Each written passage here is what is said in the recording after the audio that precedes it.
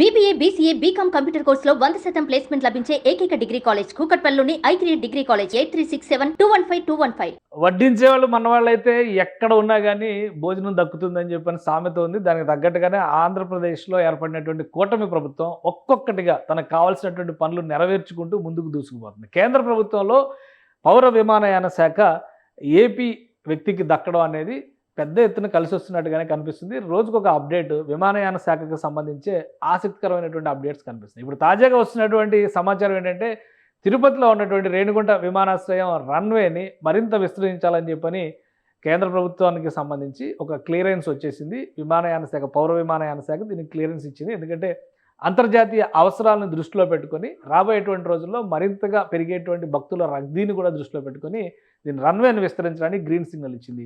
దాదాపు 156.16 కోట్ల రూపాయలని ఈ పనుల కోసం రిలీజ్ చేయబోతుంది. దీనికి సంబంధించిన శుభవార్తను పౌర విమానయాన శాఖ అధికారికంగా వెల్లడించింది.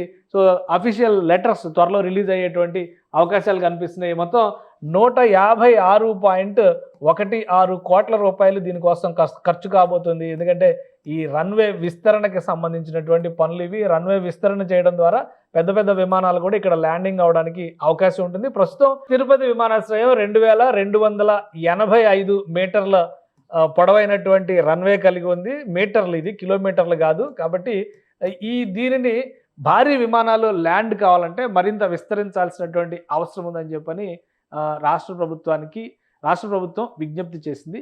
ఈ మేరకు కేంద్ర ప్రభుత్వం గ్రీన్ సిగ్నల్ ఇచ్చింది. 3810 మీటర్ల మేర దీన్ని విస్తరించేందుకు కావాల్సినటువంటి చర్యలు తీసుకోవాల్సిందిగా ఇప్పటికే ఎయిర్పోర్ట్స్ అథారిటీ ఆఫ్ ఇండియాకి క్లియరెన్స్ ఇచ్చినట్టుగా తెలుస్తుంది. అధికారిక ఉత్తర్వులు దీనికి రిలీజ్ అవ్వాలి. ఎందుకంటే రాబోయేటువంటి రోజుల్లో తిరుపతి విమానాశ్రయం డిజైన్ కూడా, ఇది తిరుపతి విమానాశ్రయం డిజైన్, ఇది ఆ విమానాశ్రయం నమూనాను కూడా పూర్తిగా మార్చిపోతున్నారు. రన్వే టెర్మినల్ మొత్తాన్ని మార్చిపోతున్నారు.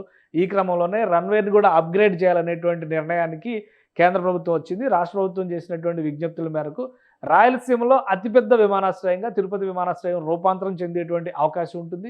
అలానే రాబోయే రోజుల్లో అంతర్జాతీయ కనెక్టివిటీని కూడా పెంచడానికి ఈ రన్వే విస్తరణ వలన మరింత సౌలభ్యం ఏర్పడుతుందని చెప్పని పౌర విమానయాన శాఖ చెబుతోంది.